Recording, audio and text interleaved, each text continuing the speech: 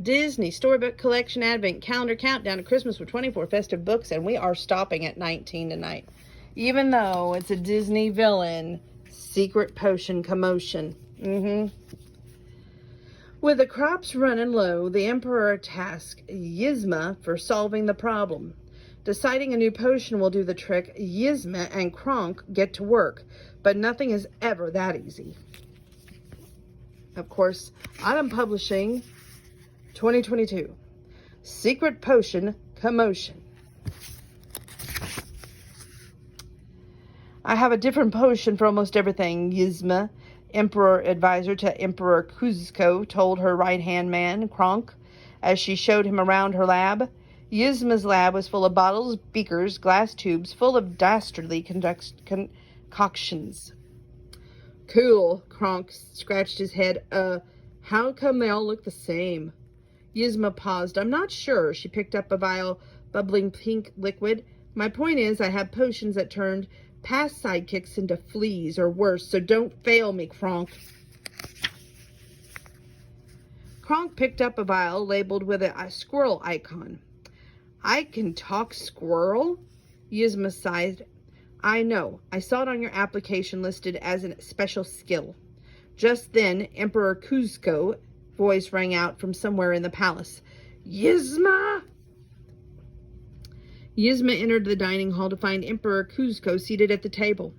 The smile slipped off Yzma's face as she realized the table, usually heaped with all sorts of fruits and vegetables, was oddly bare. There she is, Kuzco flashed a charming smile, just the royal advisor I wanted to see. Yzma forced a cheerful little laugh. Your Highness, whatever can I do for you? The crops in the village aren't growing. You know, the ones that get delivered to my palace every day for the giant meals that I can't ever seem to finish? Fix the problem. Say by tomorrow morning. I can't last more than a day without a proper feast. Yzma nodded vigorously. Of course, Your Majesty. Good. Just what I wanted to hear. Kuzco shooed her away. That's all. Bye-bye. Oh, man, how will I bake my spinach puffs, Kronk said with a heavy sigh after Yzma had filled him in. Yzma smacked him. Forget about your spinach puffs. We have a job to do the lab at once. Kronk pulled the lever and off they took off. Down and down and down they went until they landed back in the lab. Yzma paced back and forth, thinking hard. How do we make the crops grow back overnight? Well, it's a good thing you have potion for everything, Kronk said with a smile. Almost everything, Yzma corrected him. Then her face lit up. I'll make a new potion. I'll soak up in a storm cloud, then blow that cloud over the crops so that it rains down on them. They'll grow back, and Kuzco shall wake to find boy, they put these long words in here. Substitutious feast, Yzma cackled. It's genius, brilliant, foolproof, I say.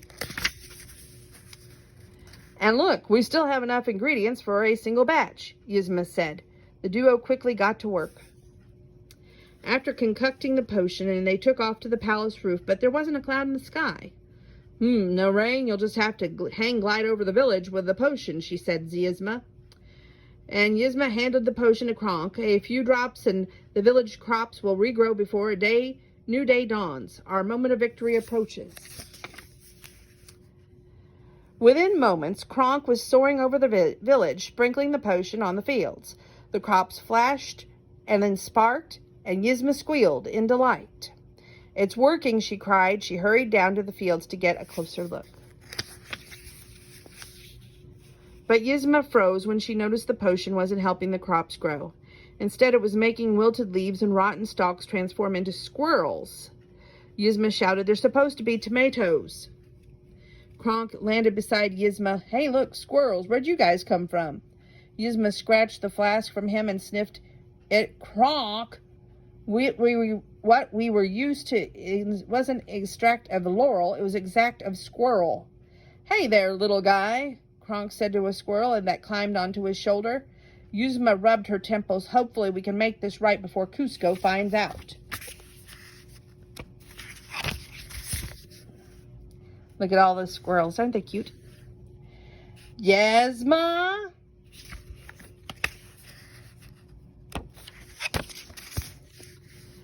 Yasma entered Cusco's throne room. Your Majesty, something the matter? Let's see, Cusco mused.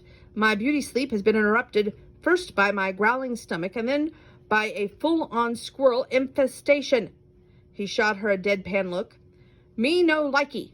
Listen, I'm officially hungry, and when I get hungry, royal advisors get fired, so take care of this, great? Okay, great. Outside the palace, Yasma found Kronk talking to a squirrel. Stop your mindless chitter-chatter, Yasma hissed. We need to finish this job, which means we must find more of the ingredients we wasted on the dead potion for the actual potion this time, or else we're through. To the jungle to collect the ingredients now.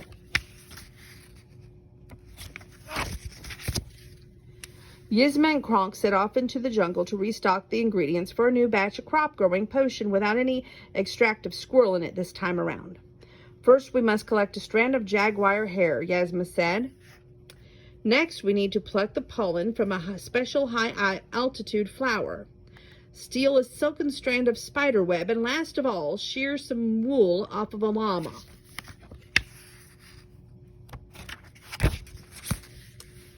After they finished gathering the ingredients, Yasma brewed the crop-growing potion, this time without Kronk's help. We don't have much time. I'll sprinkle the new potion in the field, she said, while I tell the squirrels to scurry safely away from Kronko's palace. Kronk piped up proudly. The next morning, a very tired Yasma stumbled into the dining hall, eager to see if the potion had worked. Sure enough, Cusco was helping himself to fresh, bountiful crops heaped on his table. Yasma grinned. The crop shortage is over. The squirrels are gone. I fixed it all for you, Your Majesty. That is nice, he said through a mouthful of food. Then after a beat of silence, You're still here? You can go. I recommend sleeping. You look awful. Oh, and one more strike and you're fired.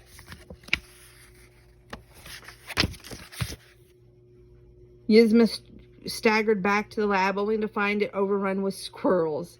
Spinach puff, Kronk offered with a smile. She swatted the savory pastry from his hand and sank to the floor. Seconds later, she was fast asleep, dreaming of the wicked plots to overthrow Cusco.